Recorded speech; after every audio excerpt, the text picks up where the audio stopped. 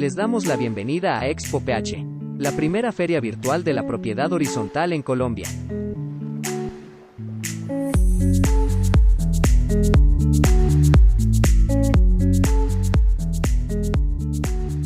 Bienvenidos. Este es un espacio creado para ustedes, donde estaremos aprendiendo junto a los mejores profesionales en propiedad horizontal, en Colombia, México, Venezuela y Panamá. Con el patrocinio del Conjunto.co y la Lonja Autorreguladores.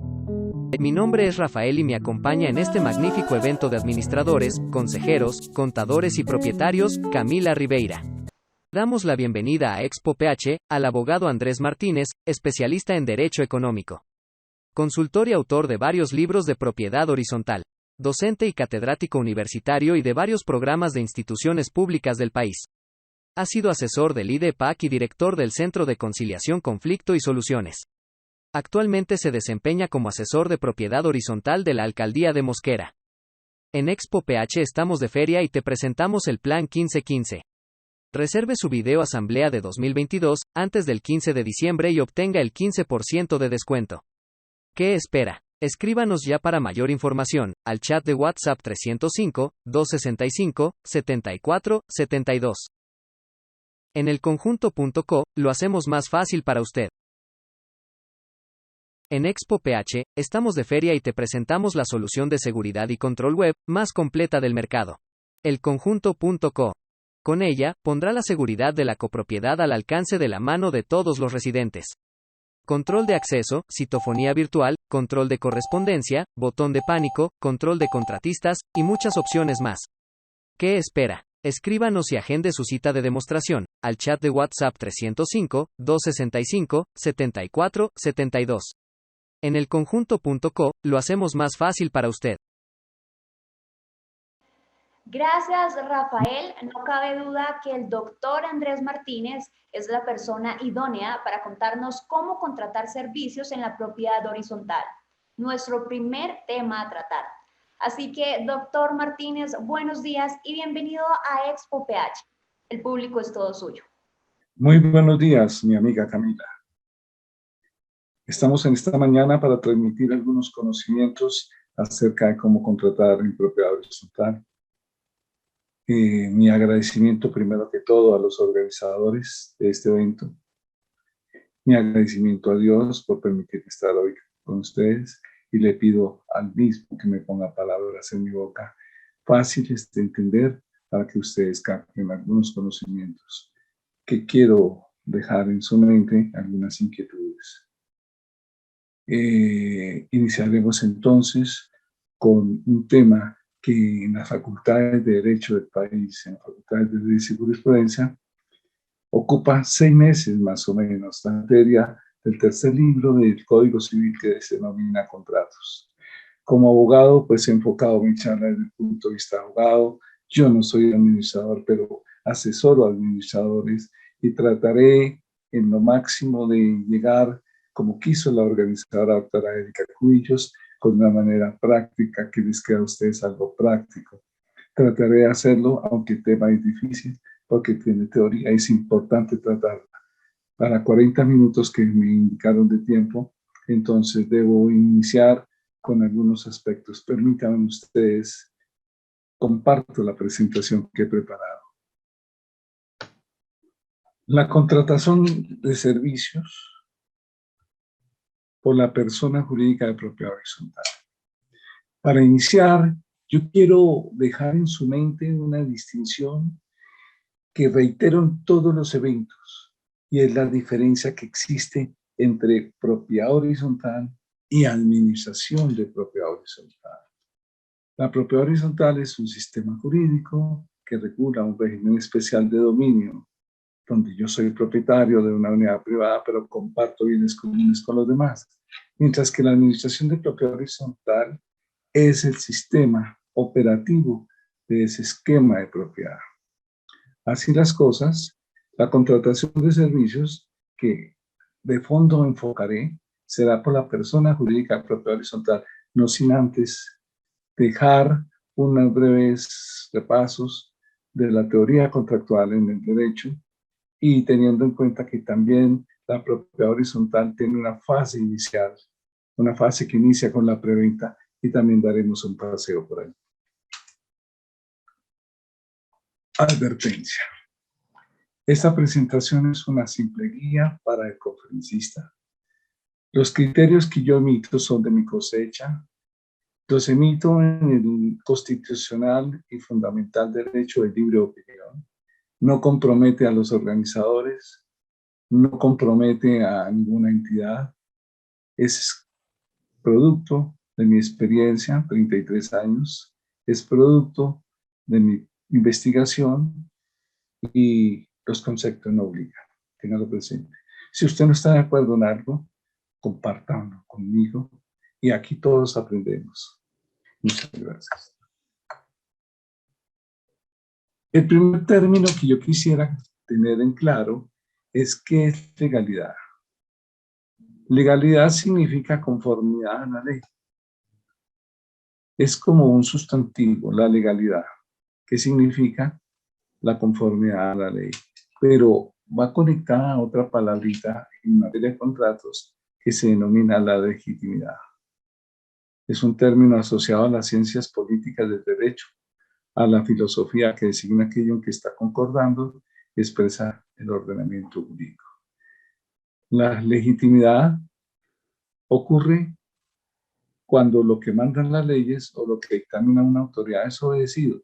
Pues legalidad es un sustantivo, es que estamos de acuerdo a lo que hay conformidad de acuerdo a la ley, y legitimidad es cuando yo, en mi calidad de contratista, contratante, aplicándolo ya al tema, pues obedezco lo que dice la ley. Tengo esa capacidad, tengo esa cualidad de actuar, tengo legitimación, que es la consecuencia de ello. Entonces, ahí les queda esta presentación. La legitimidad ocurre cuando lo que mandan las leyes o lo que determina una autoridad es obedecido. Para ello, la norma emitida debe contar con los atributos de validez, justicia y eficacia que implican que la ley sea promulgada por un órgano de autoridad competente, sea justa, razonable y equitativa, y que los ciudadanos la sigan, la acaten y la cumplan. En el caso de nuestro tema, que la apliquen los órganos de administración de acuerdo a sus funciones, que la apliquen las asambleas cuando determinan de ejecutar un contrato o desarrollar una inversión o realizar una obra, etcétera, que se haga mediante un contrato y que se cumpla que la ley y el reglamento de propiedad horizontal del terreno. La ley de propiedad horizontal 675 del 2001 nos dice en el artículo 50, ténganlo presente, artículo 50, que la representación legal de la persona jurídica en la administración de un edificio conjunto corresponderá a un administrador designado por la Asamblea General de Propietarios en todos los edificios o conjuntos, salvo aquellos casos en los que exista el Consejo de Administración donde será elegido por dicho órgano para el periodo que se prevea en el reglamento de propiedad horizontal. Yo quiero aquí recalcar un poquito el interior de la norma. En azul es subrayado que la representación legal de la persona jurídica en la administración del edificio le corresponderá a un administrador, ya sea persona natural, ya sea persona jurídica, pero la representación le corresponderá a él. Luego, aplicando los dos conceptos de la legalidad y la legitimidad, quien tiene la legitimación para actuar en un contrato es el administrador, que lo hará a nombre de la persona jurídica de propiedad horizontal. Eso es lo que yo quiero entender, que ustedes me hacer entender a ustedes. Esto lo encuentran ustedes en el artículo 50 de la Ley de Propiedad Horizontal 635 del 2001. Lo que les acabo de decir, yo quiero que ustedes comprueben la conformidad de acuerdo a la ley, que ustedes vean que hay legalidad. Y el mismo artículo 50 nos dice, los actos y contratos, ojo por favor, que ahí los subrayo con rojo, lo connoto con rojo, los actos y contratos que celebre en ejercicio de sus funciones, ¿quién? El administrador, se radican en la cabeza de la persona jurídica. Entonces, todos los actos que haga el administrador en ejercicio de sus funciones, se radican en cabeza de la persona jurídica. No es el edificio el que contrata, es la persona jurídica de propiedad horizontal. No es el consejo de administración el que contrata, es la persona jurídica de propiedad horizontal. Por favor, voy a ser reiterativo en esta posición toda la charla, porque es que encuentro aún ilustres conferencistas, de esos expertos que ahora superabundan, hablando que la copropiedad la que contrata. Es más, en el esquema del proyecto de ley 511, se habla de que las copropiedades, se habla siempre de las copropiedades y son las personas jurídicas de propiedad horizontal, dependiendo del caso, cómo se debe emplear los vocablos entrelazados. La persona jurídica, no los bien, la persona jurídica de propiedad horizontal, acerto de la ley 675 del 2001, que por primera vez en forma legal reconoce la personalidad, reconoce la personalidad jurídica y la persona jurídica compuesta por todos los propietarios. Repasemos esta diapositiva. Los actos y contratos que se celebren en el ejercicio de sus funciones, ¿quién? El administrador, se radican en cabeza de ¿quién? De la persona jurídica de propiedad horizontal, siempre y cuando se ajusten a las normas legales. Legitimidad. ¿Se acuerdan ustedes? Legalidad, legitimidad. Entonces, habrá legitimidad cuando se ajusten a las normas legales y reglamentarias. Y desde luego se obedezcan ellas, ¿no? Por eso empiezo la charla con legitimidad, con legalidad y con legitimación. Quisiera hasta acá adelantarme a 3 preguntas de final de charla. ¿Quién tiene la legitimidad para contratar a nombre de la persona jurídica de propiedad horizontal? Respuesta: el administrador debidamente elegido. ¿Verdad? ¿Y quién se necesita para que haga esa legitimidad? Que se ajuste a las normas legales, todos los efectos de la contratación, y también a las normas reglamentarias, pues que deben de estar, desde ya digo, contenidas en el reglamento de propiedad horizontal. Es importante que nosotros empecemos a analizar qué es un contrato. He descompuesto el título en 2 partes. ¿Qué es con? Con significa a la vez, al tiempo, con. Un elemento con, se espera que sea con otro. Y la palabra lo dice a continuación, trato. Es un convenio, es un acuerdo, es un conjunto de criterios que se establecen entre una o 2 partes en las cuales hay consenso y hay obligaciones mutuas, que se crean derechos y obligaciones mutuas respecto a un objeto contractual. Digamos fácilmente que contrato es un acuerdo de voluntades entre 2 o más personas. Sobra decir que esas 2 personas pueden ser naturales o pueden ser jurídicas o puede ser una natural y una jurídica. Cada situación se irá presentando en forma distinta. Vamos a hablar qué dice el Código Civil. Yo traje algunos capítulos importantes para que ustedes no los olviden. No vamos a hablar toda esa clase que se ve en una facultad de Derecho en 6 meses al estudiar el tercer libro del Código Civil, que se denomina Contratos y que es fuente de las obligaciones. Nos llevaría varios días y yo quisiera haber traído unos artículos que consideré claves para que ustedes tengan una concepción que puede servirles en la aplicación de su gestión administrativa. Entonces, el artículo 1602 nos trae todo contrato, todo acuerdo de voluntades, para que ustedes entiendan, legalmente celebrado. Ojo, si ven el principio de la ilegalidad y legitimación y la legalidad, la legitimidad y la legitimación, todo contrato legalmente, vea cómo la norma nos lleva, celebrado, es ley para las partes. Se forma una especie de ley contractual en que debe ser acatada por las partes que llegan a ese contrato. Desde luego que esa ley contractual a su vez tiene que estar enmarcada dentro de otras normas superiores jerárquicamente que se consignan en mi libro, traemos lo que he emulado y se llama la pirámide de Kelsen, donde en la cúspide está la Constitución Nacional. Debajo de la Constitución Nacional encontramos las leyes generales, luego las leyes especiales, luego los decretos que reglamentan las leyes, luego vienen los decretos, las ordenanzas departamentales, los acuerdos municipales, los reglamentos de propiedad horizontal, pero van teniendo una escala de preferencia. Entonces, por encima de la Constitución Nacional, únicamente los tratados internacionales. Tal como aplica, por ejemplo, el caso del derecho laboral, donde los tratados internacionales priman sobre la Constitución Nacional, y aplicado a la propiedad horizontal tendría que ver con, desde ya la canto, por ejemplo, con la contratación de la vigilancia privada, pero quedémonos ahí por el momento. Digamos que todo contrato legalmente acordado es ley para las partes y no puede ser invalidado sino por el consentimiento mutuo o por causas legales. ¿Qué nos dice este artículo?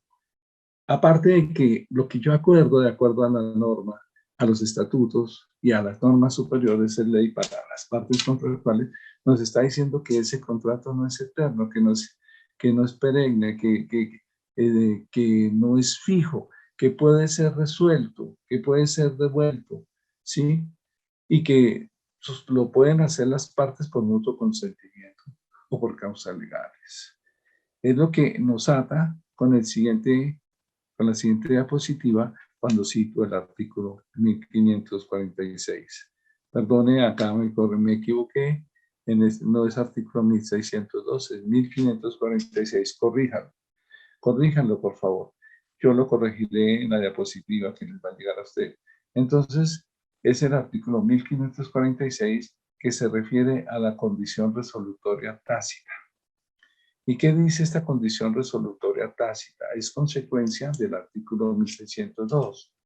En los contratos bilaterales, pero puede ser trilaterales, polilaterales, va envuelta la condición resolutoria.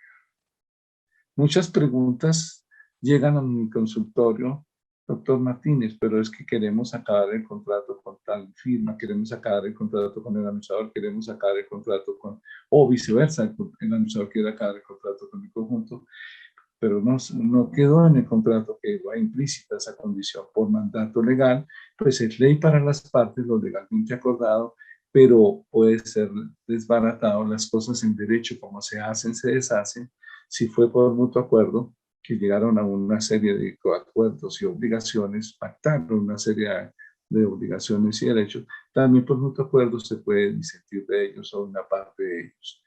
Y el artículo 1546, no lo olviden, 1546 del Código Civil nos traduce este texto que recoge lo que hemos hablado. En los contratos bilaterales, entiéndase también los trilaterales o los que tienen varias partes, va envuelta en la condición resolutoria.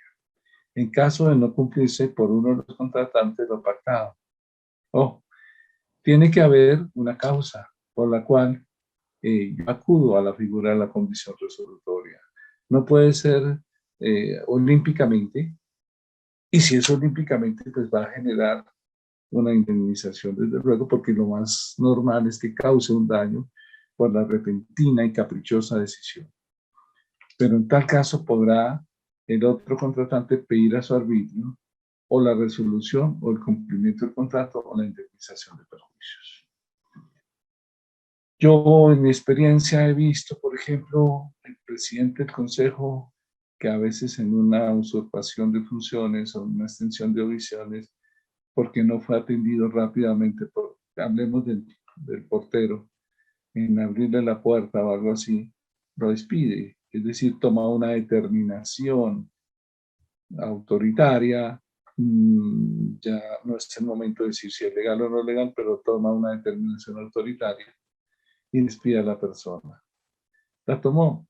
Desde luego que el otro el contratista podrá pedir unirse, a llegarse, estar de acuerdo con la terminación del contrato o no, podrá también pedir que se cumpla el contrato O también podría decir, yo me voy, pero entonces indemníceme.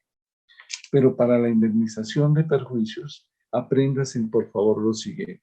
Habrá indemnización siempre que haya daño, siempre que haya un perjuicio, habrá indemnización. Otra cosa sería una compensación, que es distinto.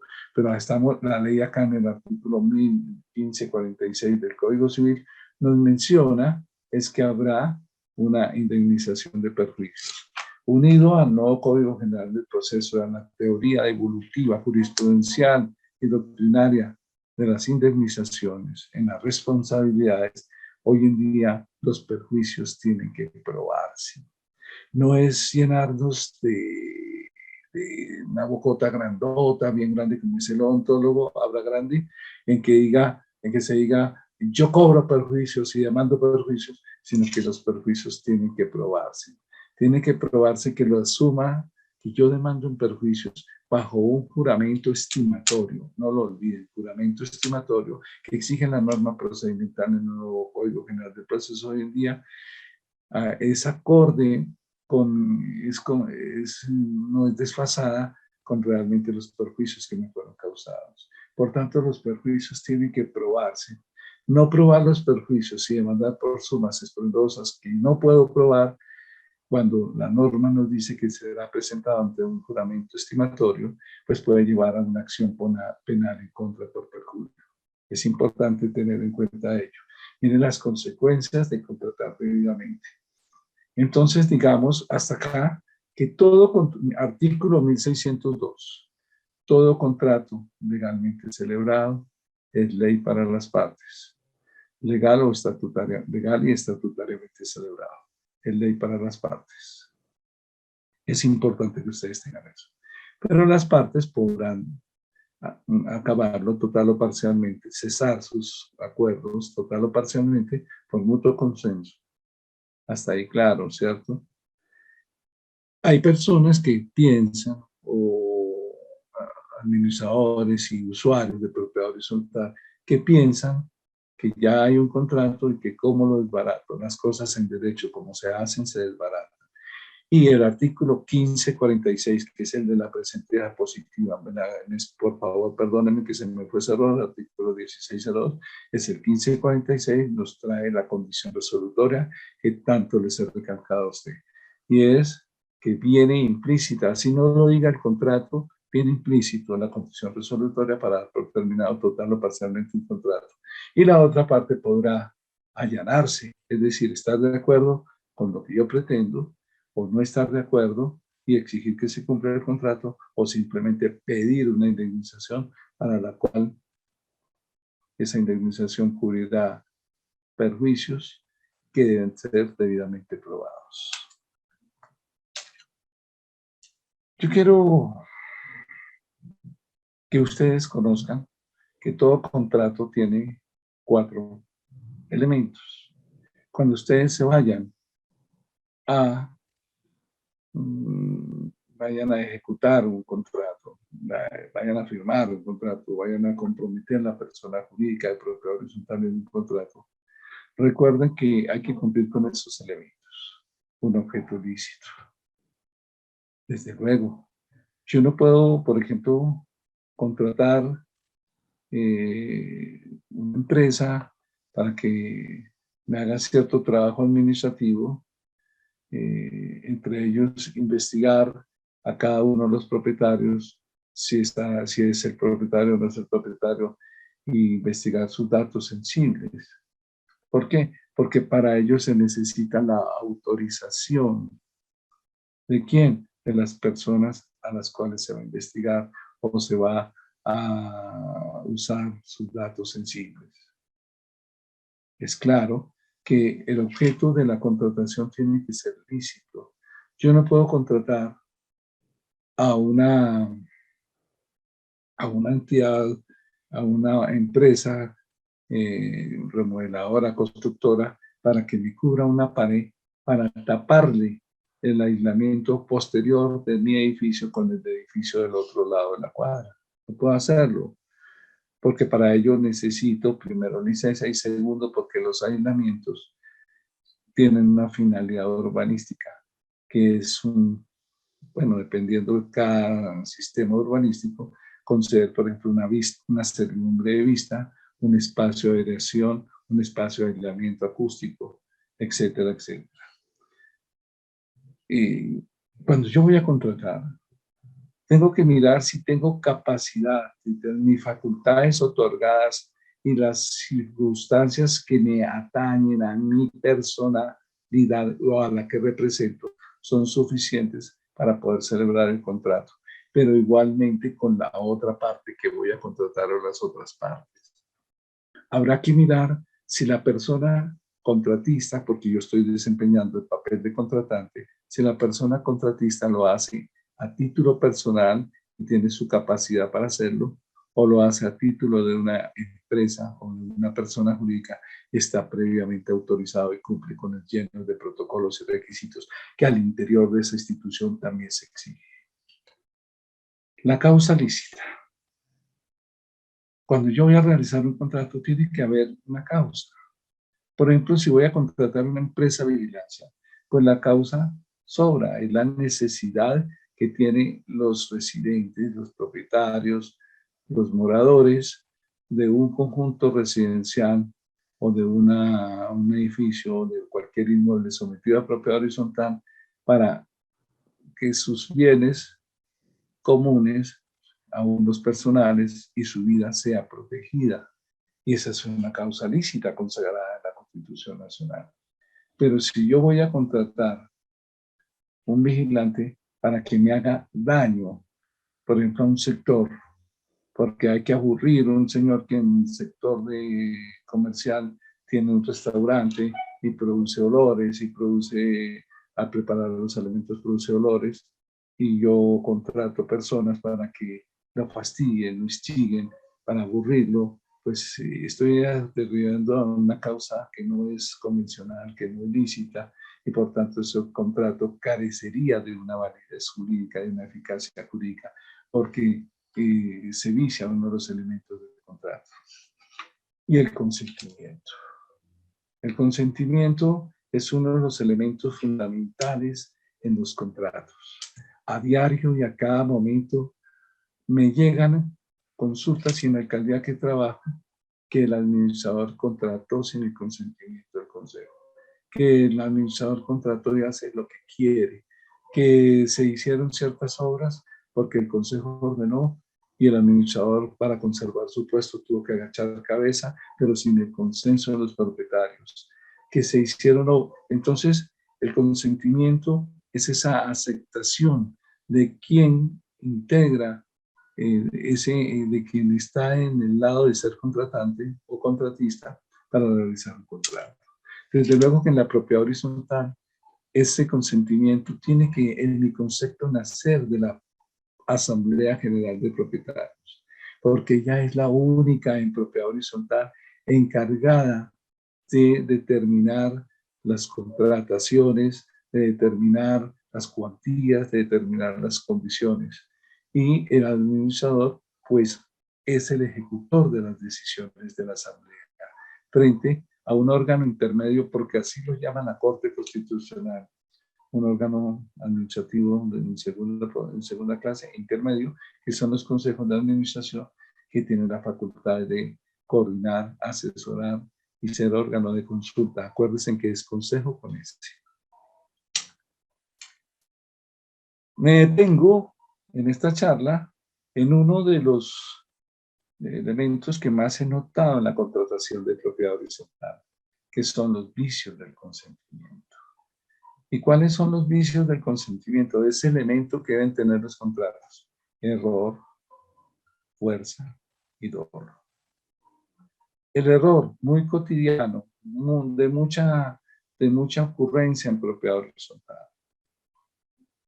Quiero citar, por ejemplo, en casuística, que fue lo que la doctora Erika Cubillos me pidió que trajera de mi experiencia, un caso de un conjunto residencial que por la misma presión de que no se había iniciado pues, protocolos de contratación, contrató, llamó, convocó varias firmas, pero no sé por qué amarraron una, y se contrató a esta firma para pintar las fachadas del conjunto residencial.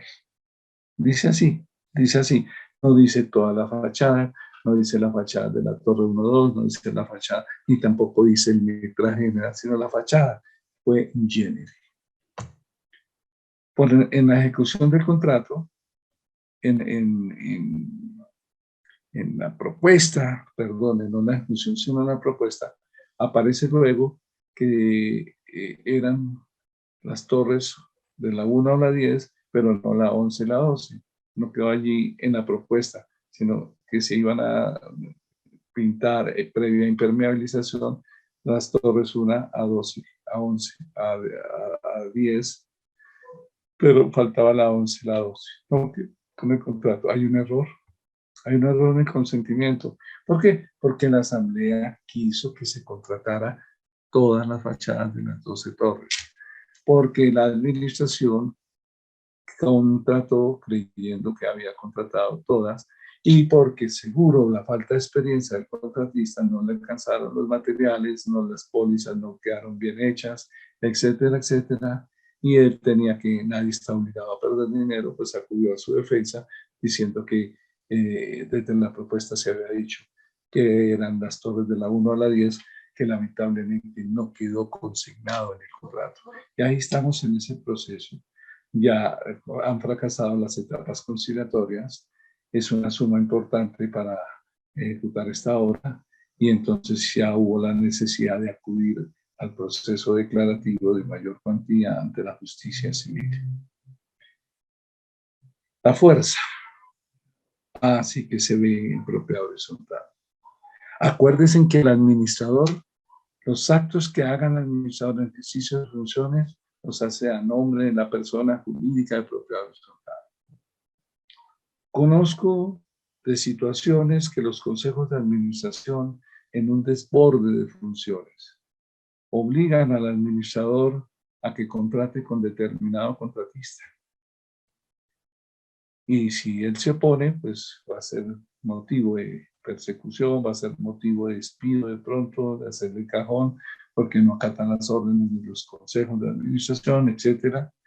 Y supongamos el caso que el administrador, por el estado de necesidad, por conservar su puesto, pues obedece frente a consejos de administración, no ustedes, los que me escuchan, no otros que yo conozco en el país, sí, son impositivos y muchas veces de un sector del consejo de administración, por intereses de pronto personales de ese sector del consejo de administración.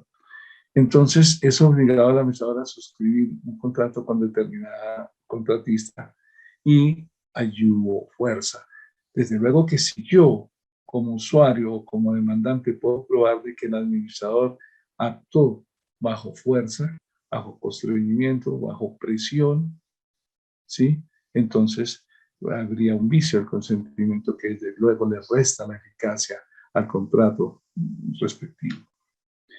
Y tenemos el otro elemento de otro aspecto, de otro vicio del consentimiento, en ese elemento vital de los contratos del consentimiento, que es el dolo. ¿Y qué es el dolo? El dolo, desde el punto de vista del artículo 63 del Código Civil, equivale a la culpa grave. ¿Se acuerdan el caso que les dicté de no establecer los metros cuadrados para pintar 12 torres, incluyendo el salón comunal que está en otro lado, el área social que está en otro lado, y pensando en que, no sé, de que se pensó en que eran todas las fachadas y entonces no se quedó. Para mí ese es un error grave. Desde el punto de vista civil, pues podría existir el error grave de acuerdo al artículo 63 del Código Civil existir un dolo, pero desde el punto de vista penal, el dolo es la intención criminal de causar daño, de cometer un delito. Pues no conozco casos concretos, pero pueden existir, aparte del que he citado por un dolo en previsión de un error grave, de una conducta contractual encaminada a causar daño. Sí conocí casos que se llegaron a señalar como tal en bordes de laderas donde el vecino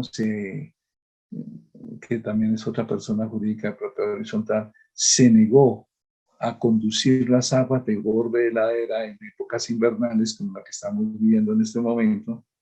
Y entonces el conjunto residencial contrató unos obreros, una mano de obra para hacer un dique, como digo yo, para desviar el cauce de las aguas que vienen de borde de ladera más arriba, eh, conduciéndolas al predio vecino, lo que llegó a producir posiblemente una negación del terreno en el barranco y produjo un derrumbe.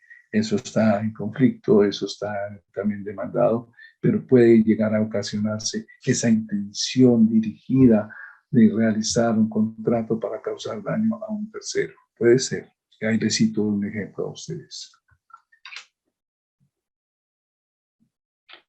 Clases de contratos en propiedad horizontal.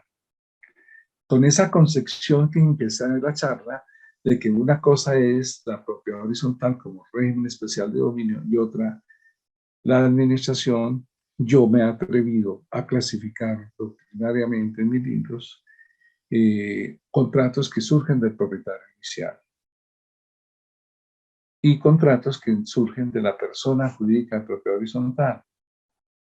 El propietario inicial está definido para que ustedes tengan claro, porque la primera concepción que se forma cualquier persona es el propietario inicial es el constructor. No es así. No siempre es el constructor. El artículo tercero de la ley 675, que es el que nos define ciertos vocablos que aplican para efectos de la ley de propiedad horizontal, 675 del 2001, nos indica que propietario inicial es aquella persona, natural o jurídica, que somete el inmueble pues, a el régimen de propiedad horizontal. En este momento, si ustedes miran, la gran mayoría de proyectos constructivos constituyen un fideicomiso, que es un patrimonio autónomo con personalidad jurídica administrado por una entidad vocera, que es una fiduciaria previamente autorizada por el sistema, por la Superintendencia Financiera.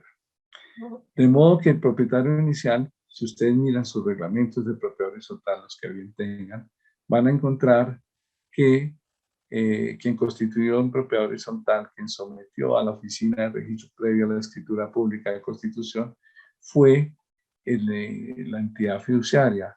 Por eso yo la denomino acá contratos emanados del propietario inicial. Ahora, que el constructor sea el mismo que construyó, lo hizo con recursos propios o préstamos a otras personas, es distinto. Pero estoy hablando de que surgen unos contratos que hay que tener claro, que nacen desde la misma etapa precontractual, que están a cargo del propietario inicial, y hay otros contratos que se realizan ya por la persona jurídica de propiedad horizontal. Veamos algunos contratos que pueden surgir del propietario inicial. Contratos en la etapa de la fase de preventa. El constructor hoy en día aprendió a no perder dinero debido a las crisis de fin de siglo. Entonces cambió la manera de construir. Ahora primero sale a una etapa de preventa, hace un proyecto, coloca unas banderas,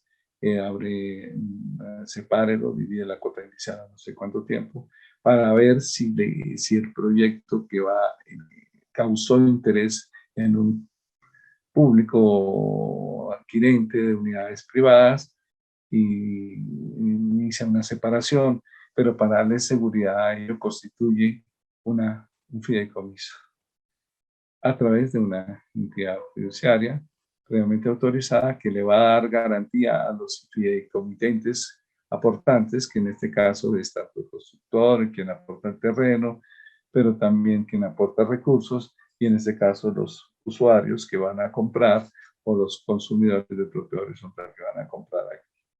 Entonces, esos contratos de la fase preventa, por ejemplo, está la simple separación, que es contrato sencillo, muchas veces con un mero recibo y un plan de cómo ir pagando para completar la cuota inicial que ellos llaman.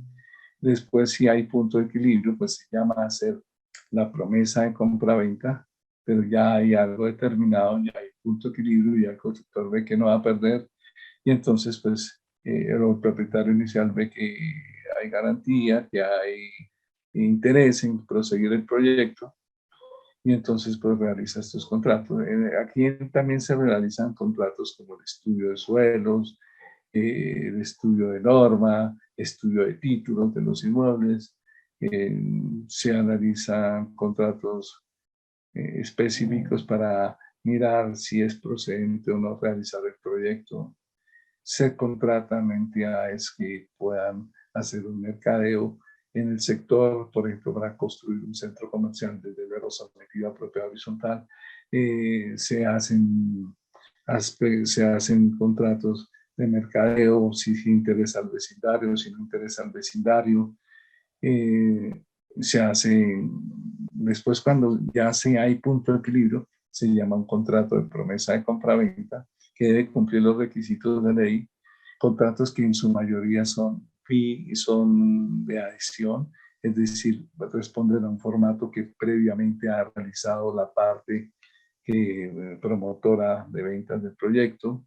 Desde luego que de acuerdo al estatuto del consumidor toca tener cuidado para evitar el abuso de las cláusulas unilaterales allí, para que haya equidad y justicia. Vienen los contratos de la fase de diseño y cálculos. Pues son muy normales, ya hubo punto de equilibrio, entonces empecemos a desarrollar el proyecto.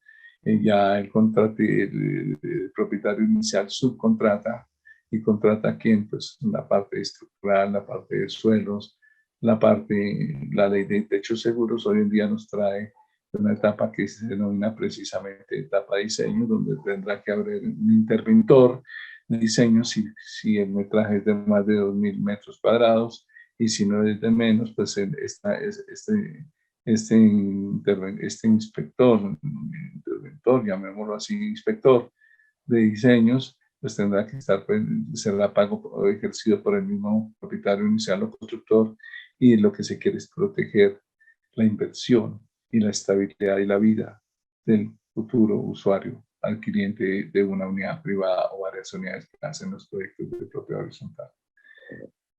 En los contratos de la fase de construcción, los subcontratistas, contratistas, la parte estructural, la parte hidrosanitaria, la parte hidroneumática, la parte eléctrica, la parte del sistema fachada, la parte de estructura, la parte de acabados, y todo se contrata. Miren ustedes que son provenientes del propietario inicial o sus delegados previamente facultados para ello, según ese contrato de fiducia que a la vez hizo el fideicomitente constructor, o los fideicomitentes con la respectiva fiduciaria. Y viene, ojo a esto, queridos amigos, el contrato más importante que yo considero dentro del régimen de propiedad horizontal, que nace del propietario inicial, y es el reglamento de propiedad horizontal. Porque ya enfocado el proyecto, bajo qué régimen de dominio se va a hacer, en un contrato especial, que en este momento puede que sea unilateral, pero con ejecución bilateral y plurilateral después. Ojo a esto. ¿Por qué es unilateral? Porque el constructor, o digo, el propietario inicial, cumple el requisito de realizar un reglamento de propiedad horizontal. Todos sabemos que la mayor parte es una copia, un copia-pegue de la ley.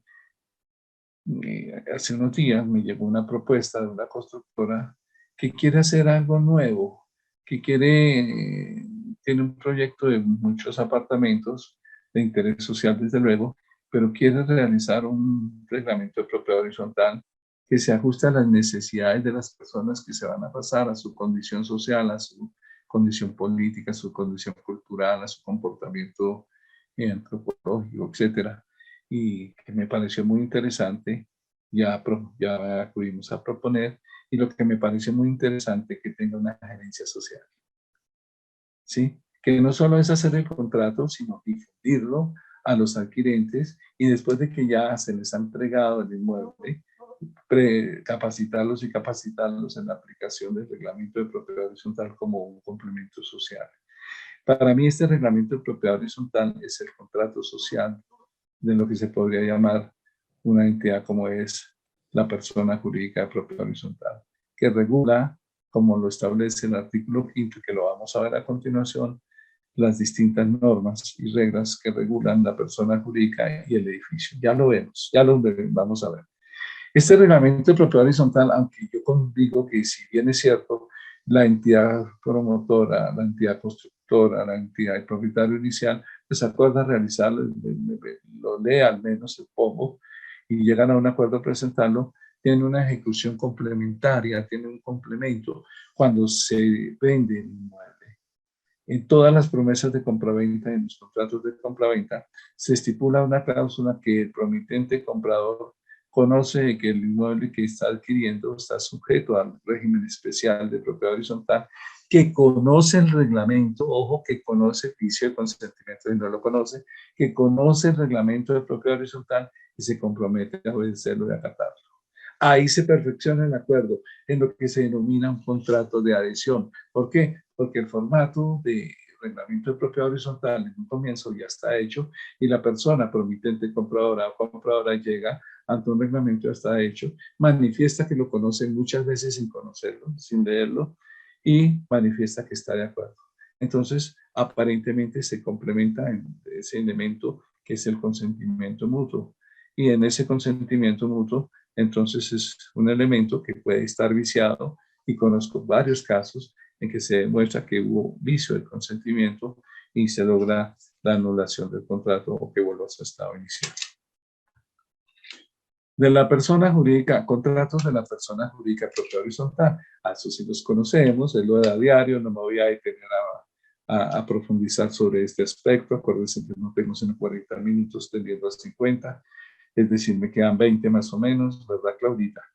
Entonces, vamos a hablar de los contratos de la persona jurídica, que son los que obedecen a presupuestos ordinarios o a ciertas urgencias o presupuestos extraordinarios ante ciertas situaciones que se pueden presentar en determinado momento en el día a día.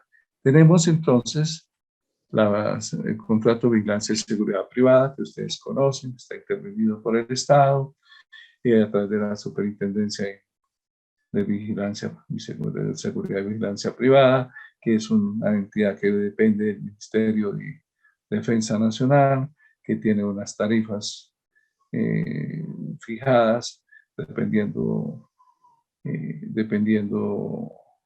algunos estratos, y que lo que se busca garantizar a través de esas tarifas reguladas por el Estado es el pago de las prestaciones sociales de los trabajadores de la vigilancia. Eso es lo que se busca. De todas maneras, se le critica a esta contratación de que se lleva cerca del 65-70% de los presupuestos que en las copropiedades, perdónenme, soy crítico, soy polémico, son muy a ras con los gastos, y muchas veces se mira lo más barato y no la calidad, cosa que con las contrataciones no recomiendo, queridos audioescuchas, y hay personas que no están siguiendo en este programa. Entonces, no siempre lo más barato es lo mejor. Y este contrato pues trata de diversificarse. Yo personalmente estuve en 2-3 demandas ante la Corte Constitucional, tratando de mirar que para los sectores residenciales, no se necesita el ramo que sí puede existir, el vigilante exclusivo de vigilancia que trabaja en las entidades bancarias, en los centros comerciales, que solo vigila. Llegué a un estudio en que el portero, conserje, vigilante, como se quiera denominar, en las copropiedades, cumple cerca de 40 funciones. Se reporta directamente a la persona jurídica de propiedad horizontal al edificio donde cumple su trabajo. Y pues no quisiera profundizar en este tema por no ser el momento, pero recibe el pelado del colegio, recibe la correspondencia, lee el periódico antes de que le llegue a usted, cobra la cartera amorosa por encomienda del administrador de turno. Bueno, hace una cantidad de funciones que no están dentro del edificio, dentro de las funciones de vigilar directamente. Sirve portero, recibe encomienda, recibe correspondencia, clasifica correspondencia, a veces controla a los niños que le dejan a su encargo. Bueno, sirve de mensajero a veces para el administrador, qué sé yo, y esas no son las funciones.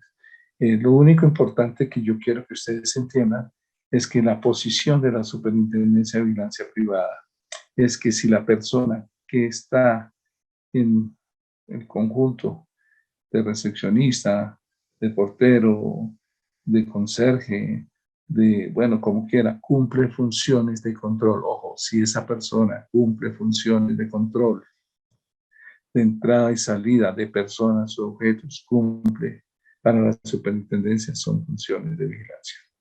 Entonces, yo veo muchos conjuntos que se inventan contratos de recepcionista, para no decir vigilante, pero si va entrando una persona con un televisor o va saliendo otra persona con un televisor, lo primero que hacen es para dónde va, a dónde se dirige. Ah, eso es control, eso es vigilancia.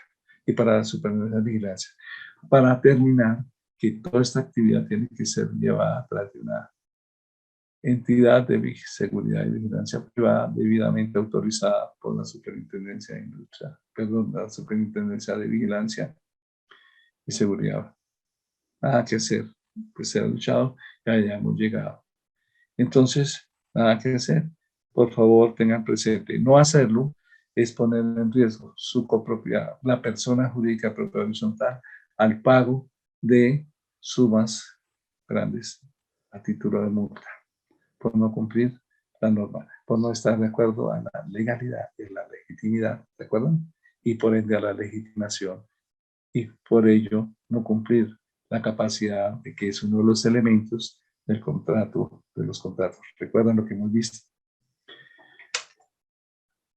La administración provisional es un contrato, es un contrato que surge ya cuando se es persona jurídica. Acordémonos en el artículo 4 de la ley 675 del 2001, artículo 4 de la ley 635, que la persona jurídica de propiedad horizontal no nace en la alcaldía, como muchos piensan, y no han leído la ley bien, no le hayan sentido.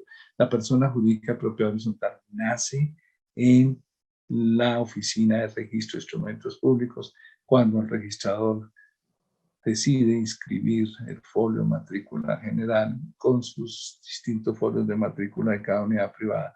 Allí nace la persona jurídica de propiedad horizontal.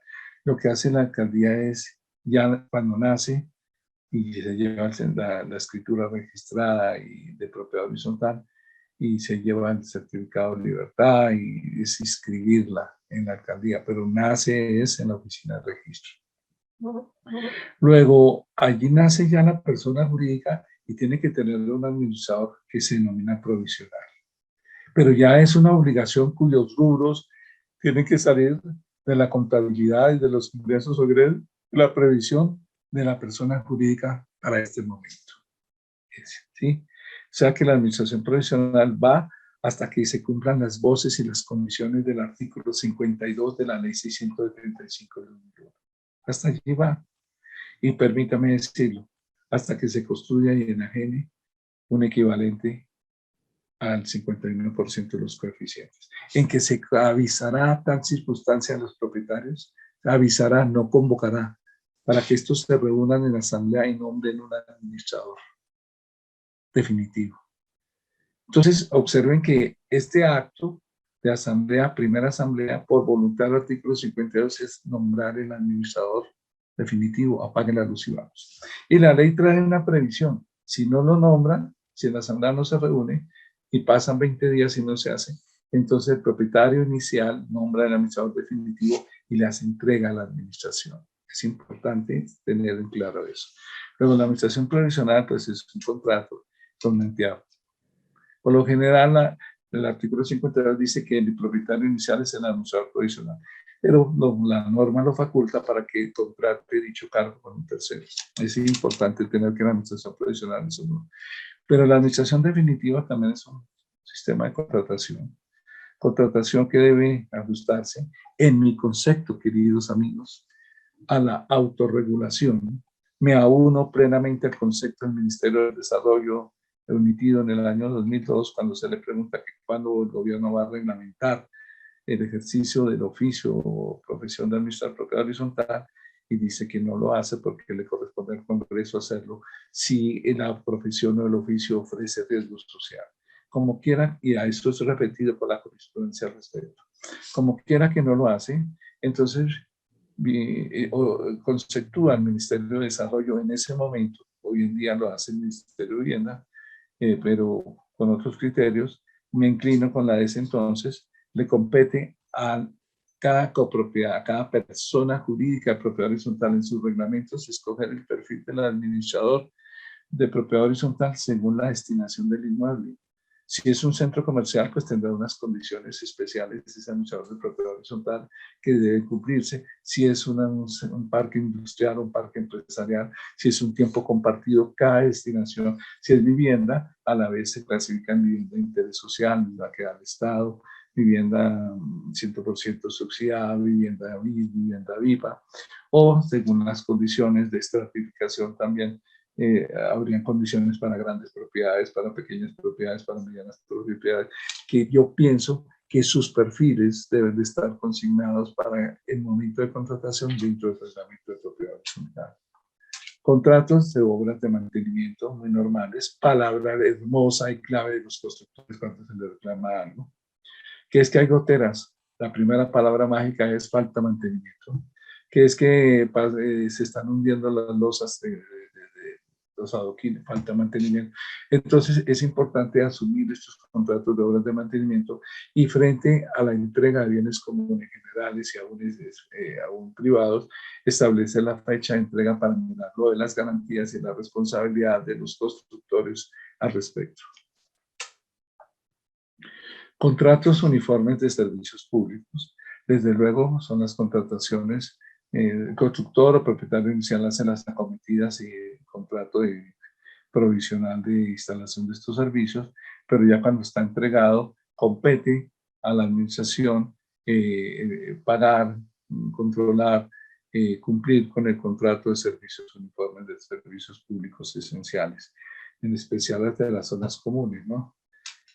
Bueno, si el propietario inicial tiene la obligación de hacer el reglamento de propiedad horizontal con las connotaciones que hicimos, no menos cierto es que las reformas al reglamento de propiedad horizontal, inclusión en los reglamentos de propiedad horizontal de los manuales de convivencia, de los manuales digamos, de otros aspectos como el manual de ética, el manual de crisis, el manual de parqueos, etcétera, etcétera, deben de ir al reglamento de propiedad horizontal.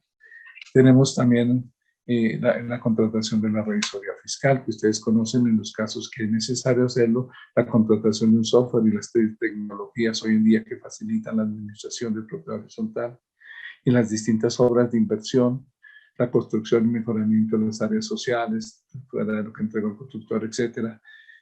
Son distintos contratos, el contrato de contabilidad que debe estar cuando se contrata al administrador bajo su responsabilidad la contabilidad, hay que conjuntos que nombran contador aparte. A mí me faltó un rubro aquí muy importante que son los seguros obligatorios, la seguridad de adquirir el seguro obligatorio que menciona el artículo 15 de la ley 675, también importante, y los demás contratos que ustedes hacen. Yo propongo, y se lo dije a la doctora Erika Cubillos, como vamos de tiempo, estamos a más o menos 15 minutos de terminar, correr un poco, lo que es un manual de contratación. Es importante que en su conjunto exista ese manual. Manual quiere decir que lo tenga a mano, un compendio, es decir, una síntesis de cómo contratar.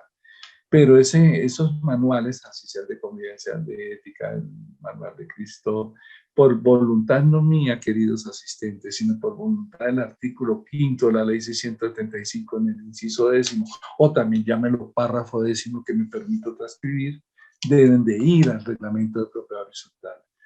Por voluntad de la ley 1579, ley registrada en el artículo 4, todos los actos que comprometan un inmueble, que restrinjan el funcionamiento, que regulen el funcionamiento acerca de un inmueble, deben de elevarse a escritura pública e ir a la oficina de registro. Entonces, tenemos lo siguiente. Este artículo 5, para nuestro entenderme, por favor, nunca lo olviden, ténganlo presente. Además de este contenido básico, los reglamentos de propiedad horizontal incluirán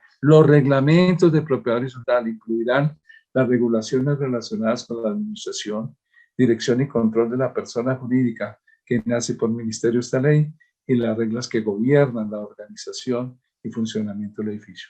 Miren, queridos asistentes, que todo lo que se reglamente tiene que ir al reglamento de propiedad horizontal. No es que yo me lo haya inventado. Ahora, de allí, por operatividad, para evitar andar con un grueso de documentos, así que es el reglamento, entonces se extrae manualitos para cada aplicación, pero todo debe ir al reglamento de propiedad horizontal. ¿Qué debe contener un manual de contratación? En mi concepto, en mi opinión, un procedimiento para contratación.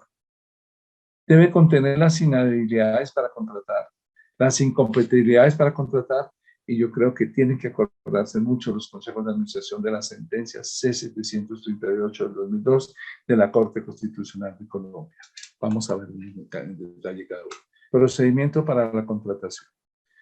Tenemos que mirar si está aprobado el contrato o no está aprobado. ¿Por quién? Por la Asamblea General.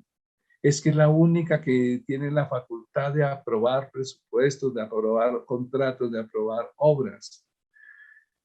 ¿Qué debe contener un manual de contratación? La forma de convocar para que participen los proponentes. Desde ello conlleva un registro de proponentes, si se quiere llamar así, se puede hacer al interior de la copropiedad o para que no tengan el reglamento de propiedad horizontal, pero operen en la administración. Y lo que yo llamo la imparcialidad en las cotizaciones.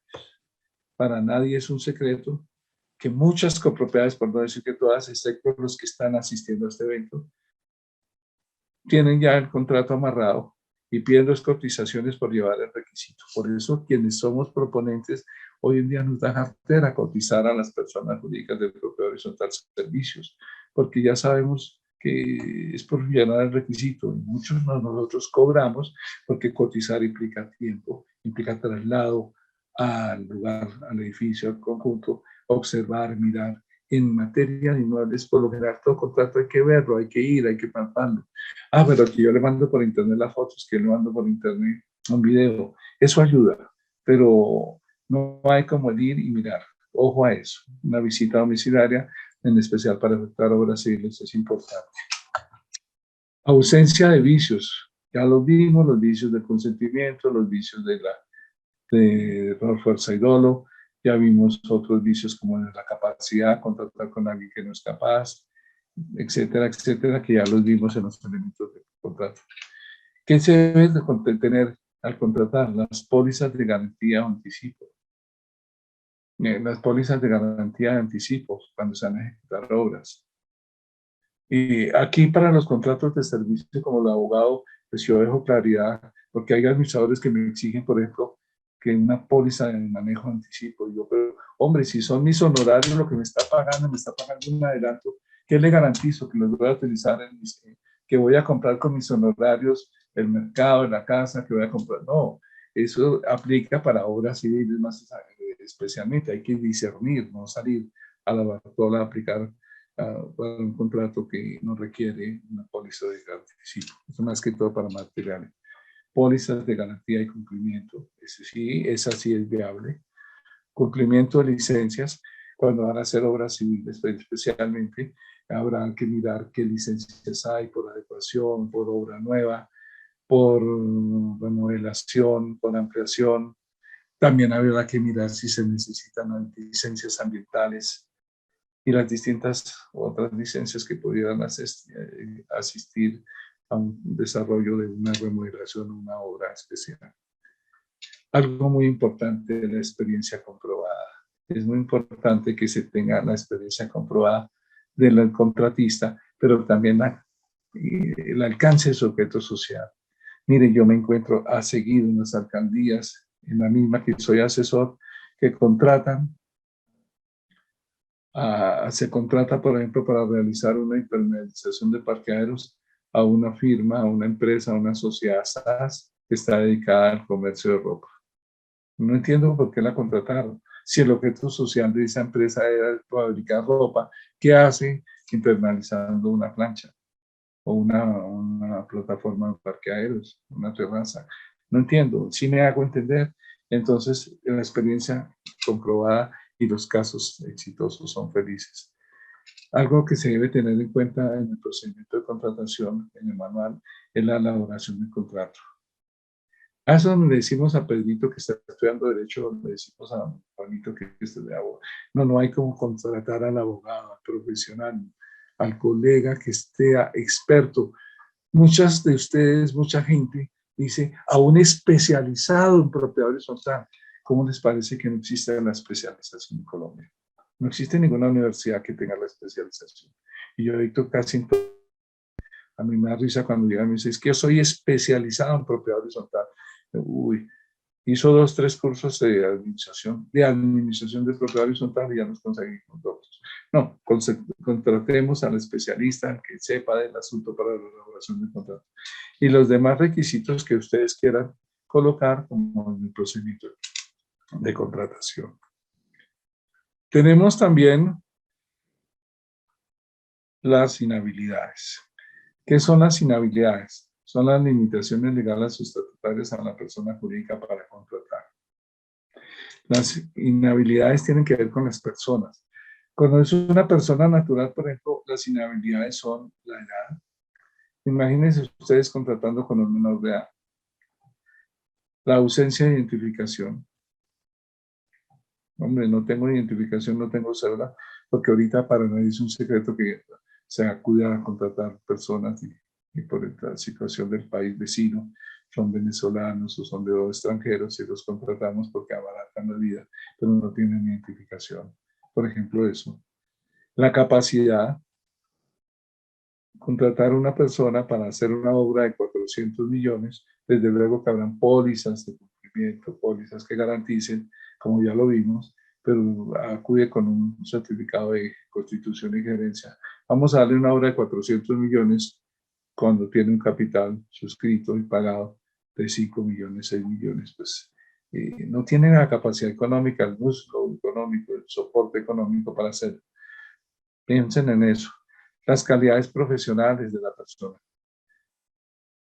Que no esté inhabilitado judicialmente por una condena judicial, una sentencia judicial que inhabilite a la persona, entre otras, ¿no?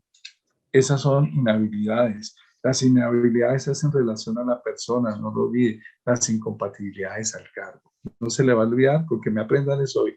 Las inhabilidades hacen relación con la persona, las incompatibilidades con el cargo. En una persona jurídica, ¿cómo serían las inhabilidades? Ausencia de registro mercantil, ausencia de identificación tributaria, no tiene RUT, no tiene NID, ¿cierto? O no lo tiene al día. Ausencia de objeto social, lo que les explicaba, una empresa de confección de textiles, de ropa, haciendo obras civiles en construcción, no le hallo el objeto, no le hallo concordancia. Sentencia judicial que inhabilite a la persona jurídica, a una persona jurídica para contratar, etcétera, etcétera, que ustedes pueden desarrollar al interior de sus personas jurídicas de propiedad horizontal. Vamos a ver las incompatibilidades. Las incompatibilidades tienen que ver con la persona jurídica, perdón, con la persona, con el cargo que se va a desempeñar. Las incompatibilidades tienen que ver con el cargo. Son las imposiciones o limitan a una persona natural o jurídica para ejercer una función determinada. Entre ellas tenemos estar ejerciendo 2 cargos o entidades similares. Conozco un gerente de un centro comercial que se comprometió contractualmente a prestar los servicios muy bien pagos para ese centro comercial y por el camino se hizo cargo de otro centro comercial. Cuando se hizo cargo del otro centro comercial, y nos surgió una incompatibilidad. Estar ejerciendo a la vez cargos en partes opuestas, por ejemplo, ser contador y a la vez ser revisor fiscal. Tengo conjuntos, así ustedes no me crean, cuando me dicen abogado, es que la contabilidad la lleva el mismo revisor fiscal. Por Dios, ¿qué es eso? ¿Qué incompatibilidad tan tenaz? Ser revisor fiscal donde se tenga intereses, más que todo en el aspecto comercial, porque la ley 635 en el artículo 56 trae una barbaridad. Y es que se tiene que, para cuando se hable de revisor fiscal, tiene que ser contador público titulado. Bueno, hay una excepción de los juramentados que creo no existen, pero entonces tenemos que en las residenciales puede ser revisor fiscal una persona que no sea contador público y que tenga propietario, cuestión que viola la norma fundamental del contador público, ley 143 de 90, ley 43 de 90, perdón si me equivoqué. Ser miembro de órgano de administración de la persona jurídica y contratista a la vez con la persona jurídica. Sí, usted es señor administrador, usted es miembro de consejo, usted es miembro del comité de convivencia, que no es un órgano de administración, que no es un mecanismo de solución. Yo le aconsejo que no haga contratos donde usted tenga intereses o su familiar o dentro del grado de cuarto de grado, consanguinidad y segundo de afinidad. No le aconsejo que haga eso. No es transparente, no es bien visto. Contratar con familiares consanguíneos de cuarto grado o segundo, cuarto grado de consanguinidad, no se los olvide. Consanguíneo o segundo de afinidad. Afinidad es esposo, el hermano del esposo, el hermano del primo de la esposa, etcétera. Esa es afinidad. Y consanguinidad es cuando es descendente. Padres, abuelos, hijos, bisabuelos, tatarabuelos, tíos, sobrinos. Contratista, ser contratista y contratante, tener el mismo objeto social. Yo conozco un conjunto que contrató a la empresa de vigilancia Pepita Tal, ¿sí? Y esta a la vez contrató a otra empresa de vigilancia, sin autorización, sin delegación, sin nada. Y allí no opera la solidaridad que trae y consigna el artículo 34 del Código Laboral, Código Sustantivo de Trabajo. Pilas con esto. Y las demás incompatibilidades de cargo. Mire, queridos asistentes, de las quejas que más llegan a las alcaldías, porque la gente piensa que en la alcaldía se soluciona, ¿sí? La alcaldía solo tiene una función registrar y una función de imponer sanciones a los administradores que no entregan actas. Sin embargo, algunos en desarrollo de su objeto social pues orientan, tienen un servicio de orientación. Entonces es la imposición, el manejo, las roscas que se forman en los conjuntos para los contratos. Ave María, eso lleva a conflictos, lleva a lucha, conflictos de intereses, lleva a una cantidad de conflictos, el surgimiento de conflictos entre mismos miembros de la Junta, malos repartos, despidos del administrador, comisiones, etcétera, etcétera, que debemos empezar a animar. Me quedan exactamente como 5 minutos, voy a correr acá. La sentencia C-738 del 2002, Corte Constitucional, nos dice en la parte emotiva, pero me parece muy interesante, la función que según la ley le corresponde ejercer a la Asamblea General, que son definidas en el artículo 38 de la misma, corresponden a todas las decisiones que conllevan actos de disposición de las zonas comunes y las más relevantes en cuanto a actos de administración se refiere. Ojo lo que dice la Corte mata ley, y si mata ley, mata reglamentos y los miembros del Consejo y señores administradores. De esta manera, ojo a ese rojo para que no lo olviden. De esta manera, aquello que queda a la competencia de la Junta Administradora, o sea, Consejo de Administración, no tiene alcances que comprometan en forma significativa el derecho a usar, gozar o disponer de las mismas. Hay que leer toda la sentencia, la parte, al menos el numeral 26. Lo que yo quiero decir que la Corte dijo es que el único órgano de administración que puede decidir sobre bienes comunes, sobre patrimonio, sobre aspectos comunes es la Asamblea General de Propietarios. ¿Y qué es el administrador? El ejecutor de esas decisiones. ¿Y qué son los consejos de administración? Un órgano intermedio secundario, así los llama la Corte. Cuando ustedes lo vean se acordará de mí. Y que le corresponde coordinar, asesorar, ser órgano de consulta, mediar, pero ellos no pueden decidir sobre bienes comunes. Ojo a esto, mucho menos contratar. Es importante esa sentencia. Prevención. Decía Germán Molano hace unos 2 años, Germán Molano es una de las personas que estudia propiedad horizontal, consultor de propiedad horizontal, decía que lamentablemente la corrupción ha llegado a Colombia, que ha llegado con mayor fuerza, que ya hace su asomo a la propiedad horizontal, a lo que yo debo callarme en pico y decir que sí, en muchos conjuntos ha llegado. Todo el mundo quiere hacer leña de un contrato, miembros de consejo, revisores fiscales, no todos, hay casos eventuales, yo no estoy diciendo que todos, no, la mayor parte es gente correcta. Pero entonces ahí les cito una normatividad a ustedes que están en la presentación, en la que es obligación del revisor fiscal denunciar inmediatamente, señor revisor fiscal, hacer denuncia ante la fiscalía, poner en conocimiento cuando usted palpe un sistema de corrupción, cualquiera que sea. Ahí están las dos normas. Leamos el artículo 5º, numeral 5 de esta norma. Los revisores fiscales tendrán la obligación de denunciar ante las autoridades penales, disciplinarias y administrativas los actos de corrupción, así como la presunta realización de un delito contra la administración pública y también en el derecho privado. Las denuncias correspondientes deberán presentarse dentro de los 6 meses siguientes al momento que el revisor fiscal hubiera tenido conocimiento de los hechos. Ojo, la denuncia debe hacerse dentro de los 6 meses siguientes. Señores asistentes, esto de la corrupción es algo muy importante. En un contrato, a mí me llama mucho la atención las circulares en que año tras año fijan la Superintendencia de Vigilancia Privada fija para el respectivo año las tarifas para contratar empresas de vigilancia privada, pero me llama mucho la atención, queridos amigos, algo que no se cumple. Las compañías de vigilancia siguen ofreciendo valores agregados que no están en el portafolio de servicio.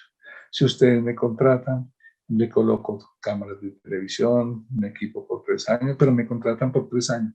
Es decir, estamos comprometiendo presupuestos a 3 años con el presupuesto de la mayor parte de las personas jurídicas de propiedad horizontal son de 1 año. ¿Será lícito eso? ¿Será válido? ¿Ese objeto será válido? ¿Tendrá ese alcance? De acuerdo a lo que vimos hoy. Entonces la superintendencia recuerda en todas las circulares que año tras año fija las tarifas. Lo siguiente, el otorgamiento de descuento financiero cuyo efecto sea el pago de una cifra inferior a la tarifa regulada se considera ilegal. Se lo leemos todo. La supervigilancia considera prácticas ilegales el otorgamiento de descuento financiero de cualquier índole cuyo efecto sea el pago de una cifra inferior a la tarifa regulada. También es ilegal la demanda de oferta de equipos para la vigilancia y seguridad privada sobre pretexto de ser valores agregados. Ojo, señores administradores, señores consejos de administración, a precios irrisorios o amortizaciones contemplables que por depreciación no corresponden al valor del mercado y a los costos asociados de instalación y mantenimiento de los mismos. Ojo a eso. Tengo un amigo de una importante empresa de vigilancia del país que me dijo: Andrés Martínez, estoy cansado de tener que ofrecer y pagar dádivas a administradores o a consejos de administración o mandar primas en Navidad para que le vuelvan y la adjudiquen a uno el contrato. Eso se llama corrupción, señores administradores.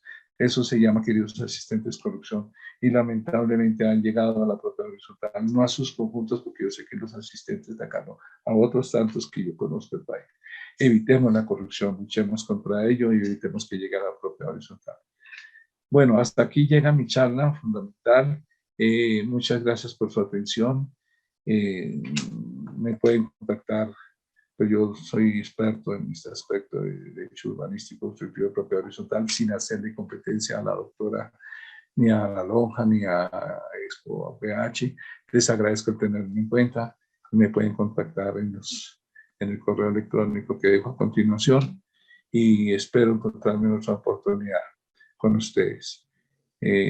Algunas preguntas de propiedad que ustedes quieran hacer, por favor, al llegarlas a través de los organizadores y dejamos un espacio de medio minuto para resolver algunas preguntas que son importantes que han hecho llegar durante la emisión de este espacio. Claro que precisamente aquí en el chat tenemos una pregunta de un administrador que dice que perdió su trabajo porque los miembros del consejo hicieron presión para que le pidiera dinero a la empresa de vigilancia. Y esto es un delito ante esta solicitud a nombre de la copropiedad. Y en vista de que el administrador no se dio, se desencadenó una serie de matoneo por redes sociales y por WhatsApp, siempre por debajeando al administrador y haciendo acusaciones que no correspondían con la verdad. Hasta que el administrador renunció para poder quitarse ese dolor de cabeza, por así decirlo. Entonces, la pregunta es, ¿por qué se dan esas cosas y qué puede hacer el administrador ante esa presión que ejerce el consejo de administración? Querida amiga Camila, lo que yo mencioné en la conferencia, están pululando estos casos. Y también las compañías de seguridad tienen la tendencia a ofrecer más valores agregados de lo que tienen en su portafolio para cautivar la clientela. Primero, yo considero que el Consejo de Administración está extralimitando sus funciones, porque no puede coercionar, no puede constreñir, no puede imponer a un administrador de propiedad horizontal que contrate cierta firma y que, aparte de eso, acuda a la corrupción. Acordémonos que todas las circulares, año tras año, miremos la del 2021, miremos la del 2020, todas se considera que de ofrecer dádivas, ofrecer valores agregados que no están consignados dentro del portafolio de servicios, la legislación y la normatividad referente a la industria, la vigilancia privada en el país, es corrupción, es ilegal. Desde luego que es un consejo de administración, en mi criterio, corrupto, que tiende a promulgar la corrupción. Otra cosa es que se exija que dentro del texto del portafolio se ofrezca y se incluyan con valores comprobables, ¿sí? Se incluya, y con valores causados se incluyan un valor agregado especial. Yo veo, por ejemplo, compañías de vigilancia y seguridad que no hay pólizas en el mercado para hurtos de bicicletas, pero muchas de ellas, con aras de mantener el cliente, ofrecen una indemnización pequeña por el hurto de la bicicleta. Pregunto, ¿la bicicleta es un bien común? ¿Está a cargo de la custodia de la empresa de vigilancia? ¿Qué recibe la empresa de vigilancia? Son los distintos extremos que toca entrar a analizar. Desde luego que este administrador que usted me comenta, amiga Camila, tiene el derecho de acudir a hacer cumplir el contrato, a expresar su inconformidad, a hacer pública su inconformidad ante la Asamblea General, a convocar a una asamblea si ya lo despidieron, ellos se lo van a despedir, para poner en conocimiento y o aceptar el retiro, el matoneo que le están haciendo a causa del matoneo, y demandar. Lo triste es que se demanda a la persona jurídica de propiedad horizontal, y esta a su vez repetirá contra cada miembro del Consejo de Administración que optó por esta conducta. Eso es lo que yo creo, respetada amiga Camila.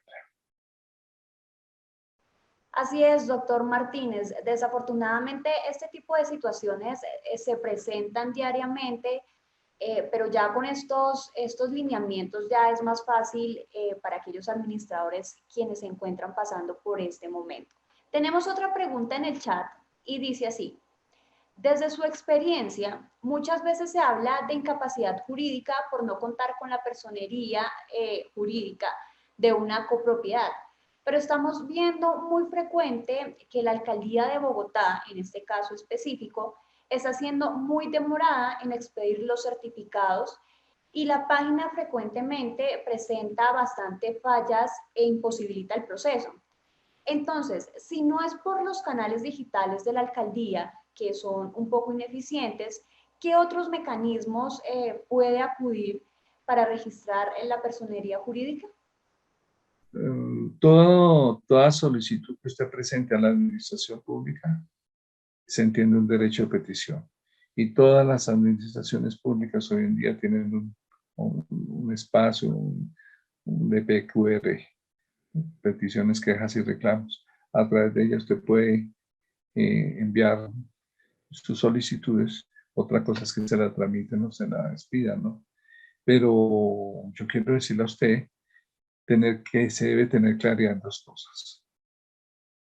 Cuando ya se es propiedad horizontal, ya se tiene personalidad jurídica. Lo que usted tal vez, querida amiga Camila, en la pregunta debe tener en claro en la inscripción que no sale a tiempo en la respectiva oficina de la alcaldía asignado de acuerdo al artículo 8 de la ley 635 de 2000. Eso tiene dos efectos. Uno, al interior de la copropiedad se es administrar la decisión de la asamblea desde el momento que se toma la decisión y se posesiona.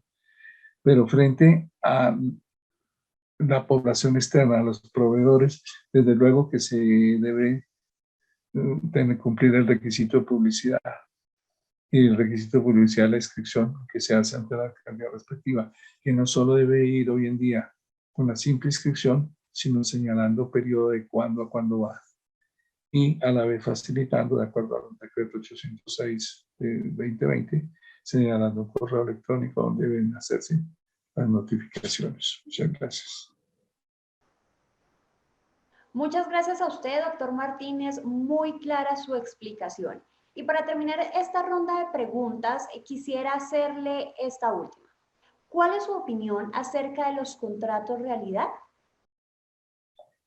El Consejo de Estado, en sentencia reciente, en el año 2021, acaba de decir que existe o ratifica la existencia de los contratos realidad en el sector público, pero que también se extiende al sector privado.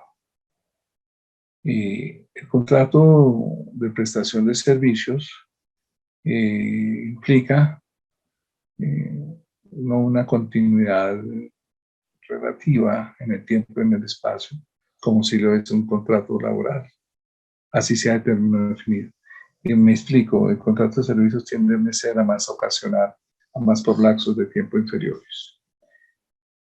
Pero frente a lo que se denomina contrato realidad, tiene que ver con que toda duda se resuelva a favor del trabajador. Y los contratos de trabajo, según el Código Sustantivo del Trabajo, traen tres elementos. Que haya una labor que tenga que desarrollar personalmente la persona contratista, que no sea delegable, sino que tenga que desarrollarla personalmente. Cumplir en determinados sitios su labor, lo que se denomina subordinación. Acatar unas instrucciones, lo que se denomina subordinación. Y el tercer elemento, que por realizar esa labor en el sitio con las condiciones específicas, se le pague una remuneración, llámese honorarios, llámese salarios, llámese estipendios, llámese lo que usted quiera. Pero si se configuran esos tres elementos y se prueban que se cumplieron, estamos frente a un contrato de realidad, que en el fondo traduce a ser un contrato de trabajo, en mi opinión. Muchas gracias. Estoy de acuerdo con el criterio de la Corte Constitucional. Ahora, dentro de la libre apreciación judicial que hacen nuestros funcionarios judiciales, los jueces, existe la libertad y la autonomía de ellos analizarlo. Hay algunas partes de jueces que aceptan el contrato de realidad, pero hay otros que no. Para otros sigue siendo contrato de prestación de servicios, el que suele suceder muchas veces en la propia horizontal, más que todo por los horizontal, pero para otros se asemeja a un contrato laboral. ¿Y qué crees que lleva con eso? Un trasfondo es que muchas veces las personas jurídicas de propiedad horizontal, a través del sistema de contratación por servicios, quieren desresponsabilizarse de las prestaciones de parafiscales y de las prestaciones sociales que implica la ley. Lo que a mí me parece muchas veces riesgoso y hasta una tontería. Le voy a explicar por qué, si usted me lo permite. Supongamos que la persona jurídica de edificio tal contrata los servicios de la doctora Camila como administradora. Pero le dice, Chinita, váyase a la Cámara de Comercio y constituye una SAS, una sociedad SAS. ¿Sí? Y entonces nosotros como edificio, la persona jurídica del edificio, contrata con la persona jurídica Camila SAS. Y si no se hacen los controles respectivos y las especificaciones al contratar respectivas, entonces, por ejemplo, Camila Sas, como tiene un capital reducido, como no tiene abollante, pues no consigna, no cotiza pensiones, ni cotiza cesantías. Y pum, de un momento a otro, de la persona jurídica de propiedad horizontal, por X, por Y motivo, termina el contrato con Camila Sas. ¿A quién tiene que reclamarle Camila Sas el cumplimiento de las pensiones no cotizadas, las cesantías no consignadas y los intereses no pagados? ¿A quién tiene que, Camila persona jurídica, perdón, Camila persona natural, a quién tiene que reclamarle ese pago? A Camila Sas, porque ella prestaba directamente los servicios a Camila Sas. Y Camila Sas se declara en quiebra. Entonces hay solidaridad, ¿sí ve usted?, con la persona jurídica de propiedad horizontal. En mi caso ya se están viendo esos. Yo tengo a mi hijo que es abogado también y le están llegando casos de estos interesantes. Entonces, ese es el contrato de realidad. Muchas gracias. Es cierto, doctor Martínez, que estos casos cada vez son más frecuentes en el día a día. Así que le agradezco todas sus respuestas a estas inquietudes que fueron formuladas a través de nuestro chat. Termino agradeciéndole a los organizadores de este evento el haber contado conmigo. Una vez más, a Dios permitir que me dijera a ustedes. Y amigos, una invitación a seguir estudiando, capacitándose y profundizando en el tema, tanto de propiedad horizontal como de administración de propiedad horizontal. Hasta una nueva oportunidad, estaremos dispuestos, mientras Dios lo permita, a seguir haciendo patria en materia de derecho inmobiliario en el sector de propiedad horizontal. Muchas gracias. Así es, doctor Martínez, y para nosotros será nuevamente un placer contar con usted, así como en esta vez en Expo PH 2021. Muchas gracias nuevamente a usted por su participación. Agradecimientos especiales para nuestros invitados en Expo PH 2021.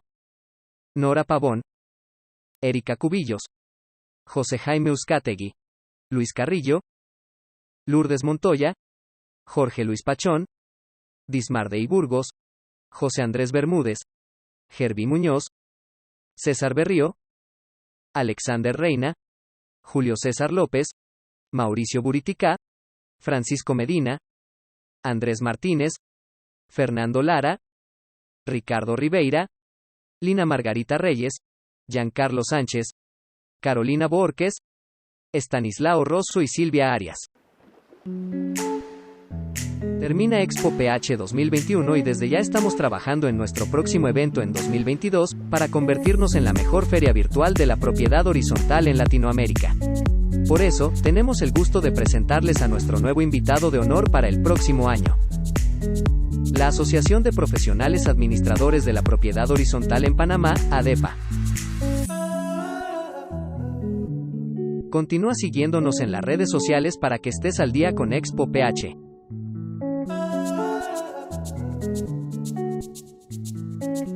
Te esperamos.